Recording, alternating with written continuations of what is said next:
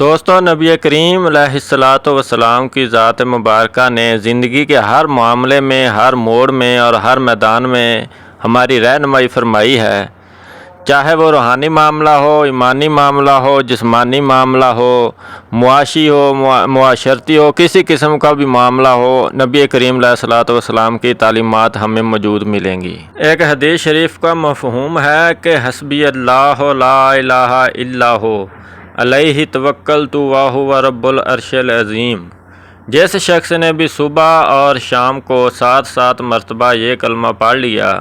چاہے وہ خلوص نیت سے پڑھا یعنی کہ سچے دل سے، چاہے سرسری لحاظ سے کلمہ یہ پڑھا، تو اللہ تعالیٰ اس کے تمام کام میں اس کی مدد فرماتا ہے اور اس کی تمام رکے ہوئے مشکل کاموں میں بھی اس کے لیے آسانیاں پیدا کرتا ہے اور راہیں نکال دیتا ہے۔ تو دوستان محترم، نبی کریم علیہ الصلاۃ والسلام کی تعلیمات کے مطابق